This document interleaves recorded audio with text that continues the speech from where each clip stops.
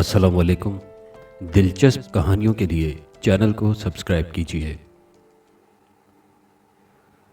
رات کے صرف 10 بجے تھے۔ سڑکیں اور گلیاں سنسان پڑی تھیں۔ ہر شے نے برف کی سفید چادر اوڑھ رکھی تھی۔ لوگ اپنے گرم گرم کمروں میں مزے سے دبیز بستروں میں دبکے ہوئے تھے۔ اسٹیون نے کاغذ کی تھیلی اٹھائی اور تیز تیز قدم اٹھاتا چلا جا رہا تھا۔ اس کی کوئی رہائش نہ تھی جہاں اسے سر چھپانے کی جگہ ملتی۔ وہ تب تک وہاں ڈیرا جمائے رکھتا جب تک اسے وہاں سے بے دخل نہ کر دیا جاتا۔ یہ علاقہ میکسیکو کا غریب ترین علاقہ تھا۔ اسٹیون نے سردی سے بچنے کے لیے گلی میں پڑے ہوئے کوڑے کے بڑے ڈبے کے برابر میں اس پر رکھے ٹین کے چھپڑوں کو سیٹ کر کے جگہ بنائی ہوئی تھی، جس میں اس کا چرایا ہوا ایک بوسیدہ کمبل بھی تھا۔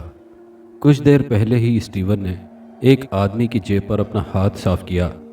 اگرچہ اس کے ہاتھ زیادہ رقم نہ لگ سکی تھی، مگر اس سے اس کے پیٹ کی آگ بجھانے کا سامان ہو گیا تھا۔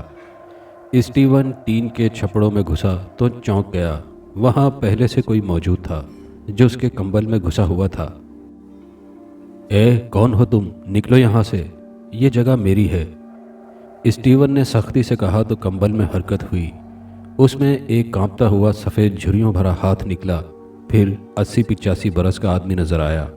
آدمی نے مفلر اپنے چہرے پر نقاب کی طرح لپیٹا ہوا تھا، یک ہواؤں سے بچنے کے لیے، جس میں سے صرف اس کی نیلی آنکھیں نظر آ رہی تھیں۔ پھر اس آدمی نے مفلر کو نیچے کیا تو اسے دیکھ کر اسٹیون کچھ نرم پڑ گیا۔ وہ بہت زیادہ عمر رسیدہ لگ رہا تھا، شاید اس کے اندازے سے بھی زیادہ اس کی عمر تھی۔ وہ بوڑھا آہستہ آہستہ کمبل اتارنے لگا تو اسٹیون بولا، رک جاؤ، باہر بہت ٹھنڈ ہے، اور خود بھی بوڑھے کے برابر میں دبک کر بیٹھ گیا۔ بوڑھے کے ہونٹ خشک پپڑیوں سے آپس میں چپکے ہوئے تھے۔ اس نے کچھ بولنے کے لیے منہ کھولا تو پپڑی کی تہہ ایک دوسرے سے الگ ہو گئی۔ اس کے منہ سے الفاظ نہیں نکل پا رہے تھے۔ اس کے انداز میں نکاہت تھی۔ اس نے لرزتے ہاتھ کی انگلیوں سے نوالا بنا کر منہ کی جانب اشارہ کیا۔ اسٹیون نے پوچھا، کیا بھوکے ہو؟ تو اس بوڑھے نے اپنا جھریوں بھرا چہرہ ہاں میں ہلایا۔ نہ جانے کیوں اسٹیون کو اس پر ترس آ رہا تھا، حالانکہ جس طرح کیڑے مکوڑوں والی زندگی اسٹیون اور اس کے آس پاس کے آوارہ لوگ جی رہے تھے، ان میں نفسا نفسی تھی۔ اس میں کسی کو دوسرے پر ترس نہیں آتا تھا، سب کو اپنی فکر پڑی تھی۔ پھر بھی اسٹیون کو اس بوڑھے سے ہمدردی محسوس ہو رہی تھی۔ اس نے اپنی کاغذ کی تھیلی اس بوڑھے کی جانب بڑھائی تو بوڑھے نے جھریوں بھرے لرزتے ہاتھوں سے کاغذ کی تھیلی تھام لی۔ اس کا ہاتھ بری طرح لرز رہا تھا۔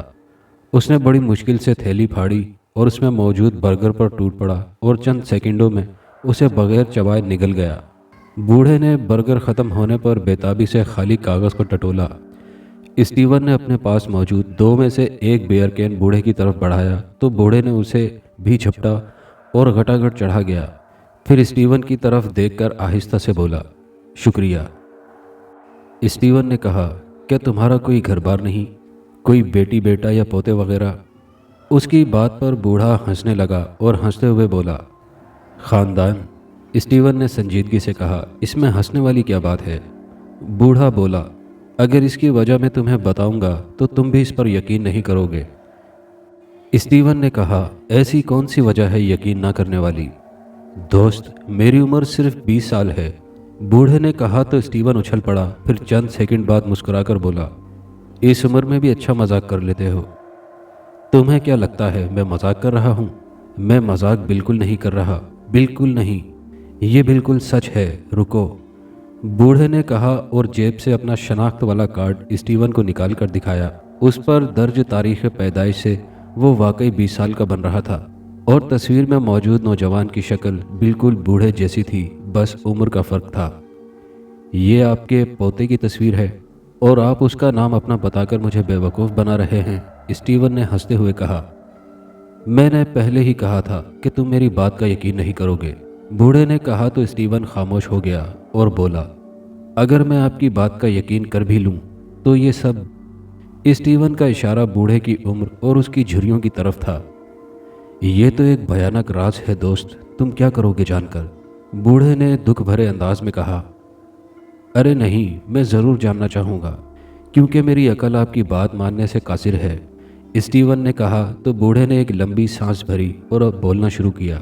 میرا نام پشکن ہے۔ میرا بچپن ماں باپ کے جھگڑوں میں گزرا، پھر دونوں نے مجھے لاوارث چھوڑ کر اپنی اپنی راہ لے لی اور میں پارکوں میں آوارہ پھرنے لگا۔ 13 سال کی عمر میں ہی پوری طرح جوان ہو چکا تھا اور زندگی کے تمام اسباق میں نے پڑھ لیے تھے۔ چوریاں کرتا جیل چلا جاتا اور باہر آ کر دوبارہ تو چوریاں کرتا۔ پھر ایک روز میں نے ایک آدمی کی جیب تراشی، مگر بدقسمتی سے پولیس نے مجھے دیکھ لیا۔ وہ میرے پیچھے تھی اور میں بھاگتا بھاگتا ریلوے اسٹیشن پہنچ گیا۔ پولیس وہاں تک پہنچ گئی۔ میں جلدی سے ٹرین میں سوار ہو گیا۔ جہاں سے میں چڑھا تھا وہ فرسٹ کلاس ڈبہ تھا۔ میں نے اندر جا کر دروازہ بند کر لیا۔ ٹرین خوش قسمتی سے فوراً ہی چل پڑی اور جب ٹرین کی رفتار تیز ہو گئی تو میں نے سکون کا سانس لیا، کیونکہ میں نے پولیس والوں کو باہر دیکھ لیا تھا۔ میں سیدھا ہو گیا۔ ڈبے میں اکیلی بوڑھی عورت سو رہی تھی، جس کی عمر تقریباً 80-90 سال ہوگی۔ اس کے سرہانے بلیک کلر کا بیگ رکھا ہوا تھا۔ میں نے آہستہ سے ہاتھ بڑھا کر وہ بیگ اٹھانا چاہا کہ بوڑھی عورت نے آنکھیں کھول کر جھٹ سے میری کلائی پکڑ لی۔ اس کی گرفت کسی جوان کی سی تھی۔ میں ایک دم سٹپٹا گیا اور ادھر ادھر کی ہانکنے لگا۔ عورت نے مجھے بیٹھنے کا اشارہ کیا اور بولی، اگر تم چاہو تو یہ بیگ تمہارا ہو سکتا ہے، مگر… وہ عورت کہتے کہتے رک گئی۔ مگر کیا میم؟ میں نے بےتابی سے پوچھا۔ میں سوچ رہی ہوں کہ یہ تو خود غرضی ہوئی نا، کہ میں اپنی بلا تمہارے سر ڈال دوں، عورت نے کہا اور سانس لینے لگی۔ اس کا سانس بولنے سے پھول رہا تھا۔ آخر اس بیگ میں کیا ہے؟ میں نے اچکتے ہوئے پوچھا۔ 5 لاکھ ڈالر، عورت نے لاپرواہی سے کہا۔ پاپا 5 لاکھ ڈالرز؟ مجھے اپنے کانوں پر یقین نہ آیا تو میں نے تصدیق چاہی۔ ہاں 5 لاکھ ڈالرز۔ عورت نے تصدیق کی مہر ثبت کر دی۔ میرے خون کی گردش تیز ہونے لگی۔ میں نے اسی لمحے فیصلہ کر لیا کہ یہ بیگ چھین کر فرار ہو جاؤں گا۔ میں نے کچھ کہنا ہی چاہا تھا، اس سے پہلے وہ بوڑھی عورت بولی، یہ بیگ ایک نہ ختم ہونے والا عذاب ہے جو انسان لالچ میں آ کر خود اپنے لیے چنتا ہے، جیسا کہ میں نے کیا ہے اور اب تم کرنے جا رہے ہو۔ مگر میری بات مانو، تم اس کو نہ لو۔ ابھی تمہاری عمر ہی کیا ہے؟ تم اس عذاب سے کبھی پیچھا نہ چھڑا سکو گے۔ موت مانگو گے تو وہ بھی نہیں ملے گی جب تک کہ کوئی دوسرا اس بیگ کو اپنا کر تمہیں اس سے آزاد نہ کرائے۔ میرے ذہن میں آیا کہ یہ عورت پاگل ہے یا پھر کوئی فراڈ جو مجھے کسی مشکل میں پھنسانے کی کوشش کر رہی ہے۔ میں سوچ میں پڑ گیا۔ کیا سوچ رہے ہو نوجوان؟ عورت نے مخاطب کیا۔ مجھے تمہاری بات سمجھ نہیں آ رہی ہے۔ 5 لاکھ ڈالرز ہی تو ہیں۔ یہ تو عذاب نہیں، عیش کا خزانہ حاصل کرنے کا سامان ہے۔ میں نے کہا تو عورت ہنس پڑی اور بولی، ہر چیز کی قیمت ہوتی ہے، اس کی بھی ہے جو ادا کرنی پڑتی ہے۔ میں نے چونک کر عورت کی طرف دیکھا۔ اب مجھے یقین ہوتا جا رہا تھا کہ اس میں ضرور کوئی فراڈ ہے۔ کیسی قیمت ادا کرنی پڑتی ہے؟ میں نے پوچھا۔ وہ تمہیں خود معلوم ہو جائے گا، بوڑھی عورت بولی۔ میں اس بیگ کو اپنے ہوش و حواس میں اپناتا ہوں۔ میں نے عورت کو آزمایا کیونکہ مجھے یقین تھا کہ بیگ میں کوئی رقم نہیں ہے۔ پھر اس بوڑھی عورت نے بیگ اٹھایا اور اسے کھولا۔ بیگ میں سچ مچ 100 ڈالر کی گڈیاں رکھی ہوئی تھیں اور ایک طرف ایک انسانی کھوپڑی رکھی ہوئی تھی۔ میں نے غور کیا تو کھوپڑی کے ماتھے پر ڈونا لکھا ہوا تھا۔ اس بوڑھی عورت نے کھوپڑی کی طرف دیکھا اور بولی، ڈونا، میں اس بیگ سے دستبردار ہوتی ہوں کیونکہ یہ نوجوان اس بیگ کو لے رہا ہے۔ پھر ڈونا نے بیگ بند کر دیا اور آنکھیں موند لیں۔ پھر چند منٹوں بعد اس نے آنکھیں کھول دیں اور بیگ میری جانب بڑھاتے ہوئے بولی، میں نے تمہیں آگاہ کر دیا ہے، اب آگے تم جانو اور یہ بیگ۔ میں نے بوڑھی ڈونا کے ہاتھ سے جلدی سے بیگ جھپٹ لیا۔ بیگ میرے ہاتھ میں آیا ہی تھا کہ بوڑھی ڈونا نے دل کے مقام سے اپنے سینے کو بھینچ لیا۔ اس کی آنکھیں پھٹ رہی تھیں اور منہ کھلا ہوا تھا۔ پھر وہ برت پر گری اور ہچکی لے لی۔ اس کی گردن ایک جانب ڈھلک گئی اور وہ اس جہان فانی سے کوچ کر گئی تھی۔ میں لمحہ بھر کو سن ہو گیا۔ مجھے کچھ سمجھ نہیں آیا۔ پھر میں نے اپنے حواسوں پر قابو پایا اور ڈبے سے باہر نکل آیا۔ میں تیز تیز قدم اٹھانے لگا۔ ابھی تھوڑا ہی آگے گیا تھا کہ مجھے احساس ہوا کہ میرا سر خالی ہے۔ اوہ خدایا، میں نے سر پر ہاتھ رکھتے ہوئے خود سے کہا، کیونکہ میں اپنا ہیٹ وہیں ڈبے میں بھول آیا تھا۔ پہلے میں نے سوچا کہ چھوڑو، پھر سوچا کہ پولیس تفتیش کر کے مجھ تک پہنچ جائے گی اور مجھے ہی ڈونا کا قاتل سمجھے گی۔ خواہ مخواہ پولیس کا نیا جھنجٹ لگ جائے گا اور یہ رقم بھی چھن جائے گی۔ کیونکہ پولیس کبھی اس بات پر یقین نہیں کرے گی کہ بوڑھی ڈونا نے یہ رقم مجھے خود دی ہے۔ یہ سوچ کر میرے قدم واپس ڈبے کی جانب پلٹ گئے۔ میں نے ڈبے کا دروازہ کھولا اور اندر جھانکا۔ میرا ہیٹ اپنی جگہ پر پڑا تھا۔ میں نے ادھر ادھر دیکھا اور کسی کو نہ پا کر اندر جھانک کر اپنا ہیٹ اٹھا لیا۔ فطری طور پر میں نے چور نگاہوں سے ڈونا کی جانب دیکھا تو میں اپنی جگہ ٹھٹک کر رہ گیا۔ میرے سامنے 90 سالہ ڈونا کی بجائے ایک 20 برس کی عورت مردہ پڑی تھی۔ اس کے بال، اس کا جسم، اس کا لباس، اس کا چہرہ، حتیٰ کہ اس کے مردہ وجود کے پڑے ہونے کا انداز بالکل ڈونا کے جیسا ہی تھا۔ میں حونکوں کی طرح اپنے سامنے پڑی عورت کو دیکھ رہا تھا۔ پھر مجھے کرنٹ لگا۔ میں نے سر جھٹکا اور ڈبے کا دروازہ کھول کر باہر نکل آیا۔ ٹرین کی رفتار آہستہ ہوتی جا رہی تھی۔ پھر ٹرین اسٹیشن پر رکی تو میں ٹرین سے جلدی سے اتر گیا۔ میرے قدم خوف سے جکڑے جا رہے تھے۔ میں پلیٹ فارم پر چلتا ہوا پیچھے مڑ مڑ کر ٹرین کو دیکھ رہا تھا۔ وہ سب میری سمجھ سے بالاتر تھا۔ پھر میں اسٹیشن سے باہر آیا۔ چلتا چلتا میں ایک پارک کے سامنے پہنچ گیا۔ میں بیگ سنبھالے پارک میں چلا گیا۔ دوپہر کا وقت تھا، پارک میں زیادہ رش نہیں تھا۔ میں دور درختوں کے نیچے بنی ہوئی بینچ پر بیٹھ گیا۔ یہ جگہ کافی سنسان تھی۔ بیگ میں نے اپنے برابر میں رکھا اور ادھر ادھر دیکھنے لگا۔ کافی دیر تک تسلی کرنے کے بعد کہ کوئی میری طرف متوجہ تو نہیں، میں نے بیگ کھولا اور اس میں جھانکا۔ اندر جھانکتے ہی مجھے زوردار جھٹکا لگا۔ جس طرف ڈالرز کی گڈیاں تھیں وہاں سادے سفید کاغذ کی گڈیاں موجود تھیں، اور دوسری طرف انسانی کھوپڑی جوں کی توں رکھی ہوئی تھی، مگر کھوپڑی کے ماتھے پر درج ڈونا مٹا ہوا تھا اور اس کھوپڑی کے منہ میں ایک تہہ کیا ہوا کاغذ دبا ہوا تھا۔ میں نے ایک گڈی اٹھائی، اسے الٹ پلٹ کر دیکھا، مگر وہ صرف سادہ کاغذ کی گڈی تھی۔ غصے کے مارے میرے سر میں دھماکے ہونے لگے۔ اب میں سمجھ گیا تھا یہ کوئی چکر ہے ڈونا کا۔ مرنا، پھر اس کی جگہ ایک جوان مردہ عورت کا آ جانا، سب اسی فراڈ کا حصہ تھا۔ میں نے شکر ادا کیا کہ میں وہاں رکا نہیں، ورنہ میں کسی بہت بڑی مصیبت میں پھنس جاتا۔ میں خوش ہونے لگا۔ پھر ہنستے ہوئے مجھے خیال آیا کہ ان سب چکر کا کوئی مقصد تو ضرور ہوگا، اور اس مقصد کی تکمیل کے لیے وہ لوگ ضرور میرے پیچھے یہاں تک بھی آ رہے ہوں گے۔ میں نے خوفزدہ نگاہوں سے ادھر ادھر دیکھا اور جلدی سے بیگ کی زپ بند کی اور وہاں سے تیزی سے نکل آیا۔ اب مجھے سچ مچ ڈر لگ رہا تھا، کیونکہ چھوٹی موٹی چوریاں کرنا تو ٹھیک تھا، اس کے لیے میں کئی بار جیل کی ہوا بھی کھا چکا تھا، مگر قتل جیسے سنگین جرم کے الزام میں سزا، میری تو زندگی ہی ختم ہو جاتی۔ میں نے اپنی جیبوں کو ٹٹولا تو مجھے وہاں وہی والیٹ مل گیا جو میں نے آدمی کی جیب کاٹ کر حاصل کیا تھا، اور اس کی وجہ سے پولیس کی نظروں میں آ کر بچنے کے لیے ٹرین کے ڈبے میں چھپا تھا، جہاں سے مصیبت میرے گلے پڑ گئی تھی۔ میں نے والیٹ کھولا، اس میں اچھی خاصی رقم موجود تھی۔ میں نے رقم نکال کر والیٹ راستے میں بنی ڈسٹ بن میں ڈال دیا اور دوبارہ اسٹیشن آ گیا۔ پھر وہاں سے میں نے ٹکٹ لیا اور ٹرین میں سوار ہو گیا۔ میں انتونیو کے پاس جا رہا تھا، وہ منشیات اسمگل کرتا تھا۔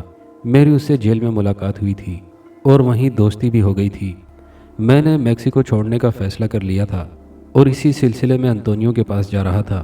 انتونیو کے پاس پہنچ کر میں نے اس معاملے کی بالکل ہوا نہ لگنے دی۔ بس میں نے اس کی منت کی کہ وہ مجھے میکسیکو کی سرحد پار کروا دیں اور USA پہنچا دے۔ پھر میں نے وہ ساری رقم جو والیٹ سے ملی تھی وہ میں نے انتونیو کو دے دی، جسے دیکھ کر اس نے خوب کہہ لگائے اور بولا، مذاق کرتا ہے، اس میں کچھ نہیں ہوگا، یہ تو رکھ لے، اپنی شادی میں خرچ کرنا۔ تیری میری جیل میں یاری ہوئی تھی، اس لیے تجھے ایسے ہی بھیج دوں گا۔ میں نے انتونیو کے گلے لگ کر اس کا شکریہ ادا کیا اور پھر میکسیکو کی سرحد پار کر کے USA پہنچ گیا۔ میں اتنا ڈرا ہوا تھا کہ اب بیگ بھی میرے پاس ہی تھا۔ آہستہ آہستہ میرے پاس موجود رقم ختم ہو گئی اور میری زندگی پھر گندی گلیوں میں بسر ہونے لگی۔ پھر میں نے ایک روز بھوک سے تنگ آ کر سوچا، اس بیگ سے کاغذ کی گڈیاں پھینک دیتا ہوں اور بیگ کسی کو بیچ کر کھانا کھا لیتا ہوں۔ میں نے بیگ کھولا، اس کی حالت وہی تھی، کاغذ کی گڈیاں اور کھوپڑی جس کے منہ میں کاغذ دبا ہوا تھا۔ میں نے کھوپڑی کے منہ سے کاغذ نکالا، تہ کھول کر دیکھا تو اس پر کچھ لکھا ہوا تھا۔ تحریر پڑھ کر مجھے خیال آیا یہ بھی کوئی فراڈ ہے۔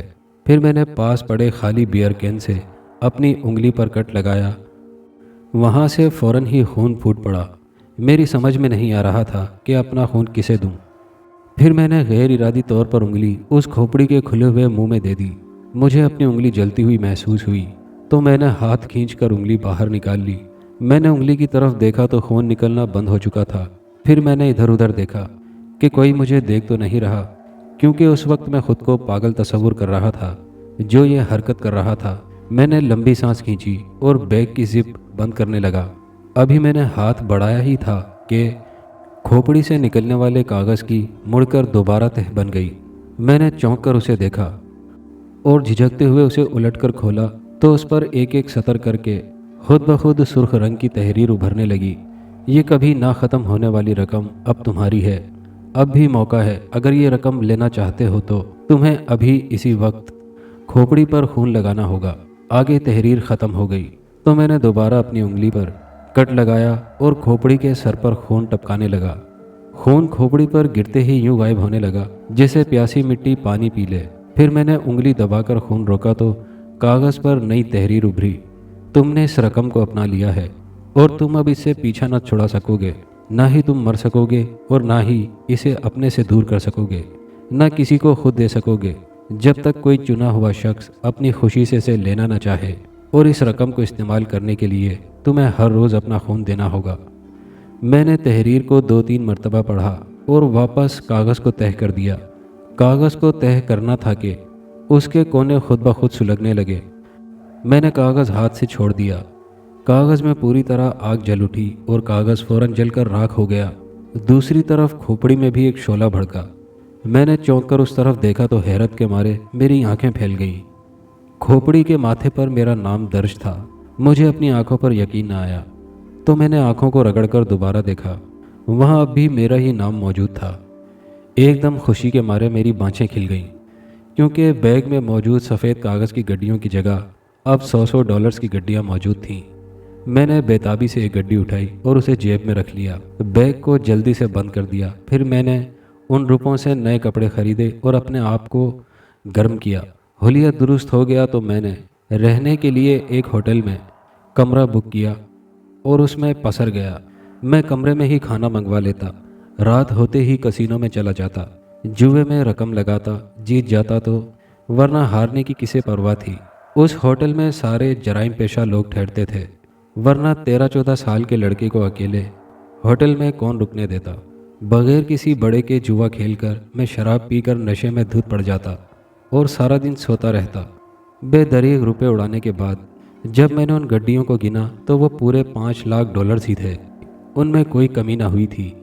پھر مجھے احساس ہونے لگا کہ مجھ پر کافی لوگوں کی نظر ہے، کیونکہ میرا شاہانہ انداز کسی کو بھی مشکوک کرنے کے لیے کافی تھا۔ پھر میں چپ چاپ ہوٹل سے کوچ کر گیا اور نیو یارک چلا آیا۔ مجھے وہاں ہوٹل میں تو کمرہ نہ ملا، کیونکہ میں عمر میں چھوٹا تھا، تو میں نے رقم خرچ کر کے ایک پراپرٹی ڈیلر کے ذریعے نیو یارک کے مہنگے ترین علاقے میں گھر لے لیا۔ میری تو قسمت ہی کھل گئی۔ پھر میں نے بڑے پیمانے پر بزنس شروع کر لیا۔ تھوڑا وقت ہی گزرا تھا کہ میں نے سب کچھ حاصل کر لیا۔ دنیا کی کوئی چیز ایسی نہ تھی جو میری دسترس میں نہ آ سکے۔ گاڑیاں، بنگلے، پراپرٹیز، جہاز، فارم ہاؤسز، دنیا کی ہر شے، ہر آسائش میرے قدموں میں تھی۔ میں خود کسی کے سامنے نہ آتا، بلکہ میرے سینکڑوں نوکر سب ڈیلنگ کرتے، ورنہ میری عمر دیکھ کر مجھے پھنسا دیا جاتا۔ سب عیش میں چل رہا تھا۔ ایک روز جب میں صبح اٹھا اور آئینے کے سامنے آیا تو آئینے پر نظر پڑتے ہی میں اچھل پڑا۔ وہاں 14 سالہ لڑکی کی بجائے 20 سالہ نوجوان کھڑا تھا۔ یہ کیسا جادو ہے، میں نے اپنے آپ کو ٹٹولتے ہوئے خود سے کہا۔ ایک رات پہلے تک تو میں صرف 14 سال کا تھا، یہ ایک رات میں کیسے ہو سکتا ہے؟ مگر میرے پاس اس سوال کا کوئی جواب نہ تھا۔ وقت گزرتا گیا اور میں اپنی عیاشیوں میں اس بات کو نظر انداز کر گیا، کیونکہ بڑا ہونے پر میں دوسری برائیوں میں بھی پڑ گیا تھا۔ جوان ہوتے ہی لڑکیاں اور عورتیں میری زندگی میں آنے لگیں۔ بس رقم پھینکنے کی دیر تھی، ہر لڑکی عورت تن من سے میری ہو جاتی۔ میری حیثیت ہی ایسی تھی کہ ہر لالچی لڑکی اور عورت میرے قریب آنے کے لیے مچلتی رہتی اور میں غرور سے گردن اکڑا لیتا۔ سب کچھ میرے جوتے کی نوک پر تھا۔ عیاشی میں مگن کچھ ہی عرصے پر مجھ پر انکشاف ہوا کہ میرے سراپے نے پھر عمر کو آگے پھلانگ لیا ہے۔ اب میں دیکھنے میں 40 سال کا مرد تھا۔ میں نے سب کی دوڑیں لگوا دیں۔ دنیا کے ہر ڈاکٹر نے مجھے چیک کیا، مگر ان کی سمجھ میں میرا مرض نہیں آیا۔ میری عمر بڑھتی جا رہی تھی اور رکنے کا نام نہیں لے رہی تھی۔ پھر ایک روز میں بزنس میٹنگ میں مصروف تھا کہ مجھے ایک زوردار جھٹکا لگا، اور وہ جھٹکا تھا بیماری کے اٹیک کا۔ میرے جسم کے اعضاء اپنے نارمل فنکشن سے بہت آہستہ رفتار میں کام کر رہے تھے۔ میرے تمام ٹیسٹ بالکل نارمل تھے اور رپورٹس کلیئر تھی، مگر ڈاکٹرز تھے کہ انہیں کوئی وجہ ہی سمجھ نہیں آ رہی تھی کہ میری عمر اس رفتار سے کیوں آگے بڑھ رہی ہے۔ دنیا کی ہر آسائش اور بے حساب دولت ہونے کے باوجود میں اپنی بڑھتی عمر کو کسی صورت نہ روک پا رہا تھا، جو مہینوں میں سالوں کا فاصلہ طے کر رہی تھی۔ میں ایئرپورٹ لاؤنج میں بیٹھا ہوا ویٹ کر رہا تھا۔ میرا مینیجر بس پہنچنے ہی والا تھا۔ وہ میرے ساتھ UK جا رہا تھا میرے علاج کے سلسلے میں۔ وہاں میری ملاقات ایک شخص سے ہوئی۔ وہ سامنے سے چلتا ہوا آیا اور گزر کر میرے برابر والی سیٹ پر بیٹھنے لگا۔ اس کا ہاتھ میرے ہاتھ سے ٹچ ہو گیا تھا۔ ہاتھ کے ٹچ ہوتے ہی وہ بیٹھتے بیٹھتے ایک دم چونک کر ادھر ادھر دیکھنے لگا۔ پھر اس نے اپنی آنکھیں بند کی اور چند منٹوں میں ہی کھول لیں۔ پھر وہ مجھ سے خود ہی مخاطب ہوا، کیا میں آپ سے بات کر سکتا ہوں؟ مجھے اس کی حرکتیں کچھ عجیب لگیں۔ جی فرمائیے، میں نے اس کی طرف متوجہ ہوتے ہوئے کہا۔ مجھے ہنری کہتے ہیں، اس نے اپنا نام بتایا۔ میں نے اس کی جانب ہاتھ بڑھایا۔ اس نے مجھ سے ہاتھ ملایا اور بولا، آپ میکسیکن ہیں؟ تو میں نے ہاں میں سر ہلا دیا۔ ہنری نے میرا ہاتھ ابھی تک نہیں چھوڑا تھا، پھر وہ بولا، کیا آپ سپر نیچرل پاورز پر یقین رکھتے ہیں؟ اس نے بہت عجیب سا سوال کیا۔ معاف کیجیے گا، میں آپ کا مطلب نہیں سمجھا۔ میں نے جواب کی بجائے الٹا اس سے سوال کر دیا۔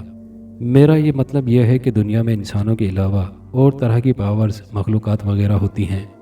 کیا آپ اس بات پر یقین رکھتے ہیں؟ ہنری نے اپنے سوال کی وضاحت کی تو میں نے ہنستے ہوئے کہا، نہیں، میرا کبھی کسی جن بھوت سے پالا نہیں پڑا اور نہ ہی چاہوں گا۔ ہاں، اگر کوئی چڑیل مل جائے تو چلے گا۔ میری بات پر ہنری بولا، میں مذاق نہیں کر رہا ہوں اور میں بھوتوں کی بات نہیں کر رہا، خاص طور سے، بلکہ اور مختلف اندیکھی طاقتوں کی بات کر رہا ہوں۔ اس کی بات سن کر میرا موڈ آف ہو گیا کیونکہ وہ مجھے بور کر رہا تھا، اور پھر میں تڑک کر بولا، یہ ہماری پہلی ملاقات ہے، نہ تو میں آپ کو جانتا ہوں اور نہ ہی آپ مجھے جانتے ہیں۔ اگر آپ برا نہ مانیں تو کیا آپ بتانا پسند کریں گے کہ آپ کی اس گفتگو کا کیا مقصد ہے؟ ہنری کے چہرے پر مسکراہٹ آ گئی اور وہ بولا، برائے مہربانی غصہ مت کیجیے۔ تو میں بھی مسکرا دیا۔ پھر وہ دوبارہ بولا، میں آپ سے یہ سوال اس لیے کر رہا ہوں کہ یہ میری فیلڈ ہے۔ میں پراسرار علوم کا ماہر ہوں اور میری طاقت نے مجھے یہ باور کرایا ہے کہ آپ کے ساتھ کوئی چیز ہے، کوئی شیطانی چیز۔ میں نے اس کی بات سن کر کہا، یقیناً آپ کو کوئی غلط فہمی ہوئی ہے۔ تو میری بات سن کر اس نے کہا، میری چھٹی حص مجھے کبھی دھوکہ نہیں دیتی۔ میں اسے خاموشی سے دیکھنے لگا۔ مجھے خاموش پا کر وہ پھر بولا، کیا آپ نارمل زندگی گزار رہے ہیں؟ میرا مطلب ہے کہ آپ کی زندگی میں کوئی پریشانی تو نہیں ہے؟ ہنری کی بات سن کر میں چونک گیا اور بولا، پریشانی؟ دوست، میں تو خود سراپا پریشانی بن گیا ہوں۔ پھر میں نے ہنری کو اپنی تیز رفتار سے بڑھتی عمر کے بارے میں بتایا تو وہ بولا، کوئی بھی چیز بلا وجہ نہیں ہوتی، ضرور اس کا کوئی نہ کوئی پس منظر ضرور ہوتا ہے۔ اس پر تو تفصیل سے بات ہوگی، فی الحال تو میں جلدی میں ہوں۔ آپ یہ میرا کارڈ رکھ لیجئے، کسی روز تفصیلی ملاقات میں بات کر لیں گے۔ ہنری نے جیب سے اپنا وزٹنگ کارڈ مجھے دیتے ہوئے کہا اور میں وہاں سے چلا گیا۔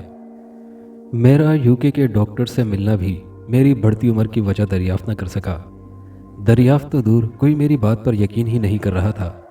سب مجھے سائیکو سمجھ کر ٹریٹ کر رہے تھے۔ میں 6 ماہ UK میں گزار کر واپس آ گیا۔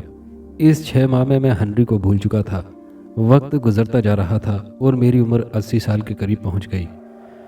پھر ایک صبح جب میری آنکھ کھلی تو مجھے بستر سے اٹھایا ہی نہیں گیا کیونکہ ایک طرف کے پورے جسم کو لکوہ مار گیا تھا۔ اب تو میرے ہاتھ پیر پھول گئے، میں بستر پر بے بس پڑا تھا اور میری آنکھوں سے آنسو جاری ہو گئے تھے۔ پھر ایک روز میرے ملازم نے میری UK کے ڈاکٹرز کی فائلز نکالی تو اسی میں سے ہنری کا کارڈ بھی گر گیا جو میں نے بیگ میں ساتھ ہی ڈال لیا تھا۔ کارڈ دیکھتے ہی مجھے ہنری کا خیال آ گیا۔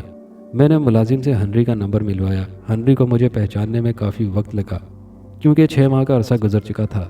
میں نے اسے گھر آنے کا کہا تو اس نے صاف منع کر دیا کہ وہ ملاقات صرف اپنے آفس میں کرتا ہے، مگر جب میں نے اسے ساری صورتحال بتائی تو وہ مان گیا۔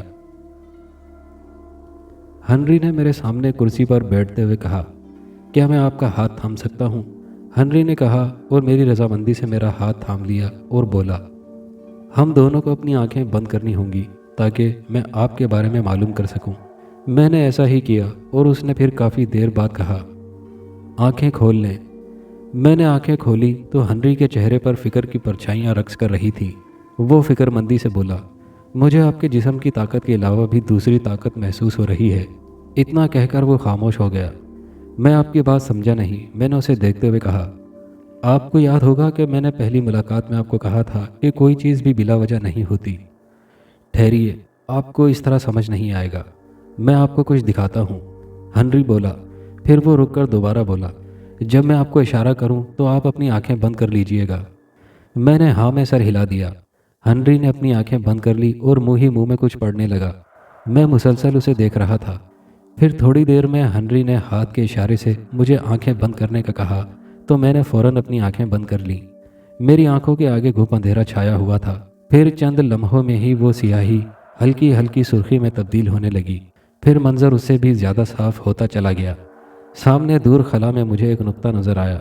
پھر وہ نقطہ قریب آتا گیا تو معلوم ہوا کہ وہ ایک مرد تھا جو ہوا میں معلق تھا اور آہستہ آہستہ بالکل میرے قریب آتا جا رہا تھا۔ جب وہ قریب آ گیا تو مجھے خوف سے جھرجھری آنے لگی۔ اس مرد کا چہرہ دوسری طرف تھا۔ وہ لیٹنے کے انداز میں ہوا میں معلق تھا۔ جھرجھری آنے والی یہ چیز تھی کہ اس مرد کے پیچھے ایک بے حد سیاہ وجود کھڑا تھا جو کہ بہت خوفناک شکل کا تھا۔ اس کا سر گنجا تھا اور گدی سے آگے بال ہوا میں لہرا رہے تھے۔ جبڑے کھولے نوکیلے دانتوں کو وہ ایک دوسرے پر مار رہا تھا اور اس کی آنکھیں ہوا میں لیٹے مرد کو گھور رہی تھیں۔ اس کے جسم پر ہاتھوں کی جگہ درخت کی جڑ نما چیز اگی ہوئی تھی اور پھیلتی ہوئی اس مرد تک پہنچی ہوئی تھی۔ ہوا میں لیٹے مرد کا سینہ چاک تھا اور اس کا دل سینے سے باہر نکلا اس کے وجود کے ذرا اوپر ہوا میں تیزی سے دھڑک رہا تھا۔ لمحہ بھر کو اس درخت کی جڑ نما شے نے اس مرد کے دھڑکتے دل کو جکڑ لیا۔ دل کو جکڑتے ہی وہ جڑیں سرخ رنگ کی ہوتی جا رہی تھی جیسے دل سے خون چوس رہی ہوں۔ دل پوری رفتار سے دھڑک رہا تھا۔ پھر اس لیٹے ہوئے مرد کے وجود میں حرکت ہوئی اور اس نے دوسری طرف ڈھلکا ہوا اپنا چہرہ میری جانب گھمایا تو میں دھک سے رہ گیا، کیونکہ وہ کوئی اور نہیں، میں خود ہی تھا۔ دوستو، یہ کہانی ابھی جاری ہے۔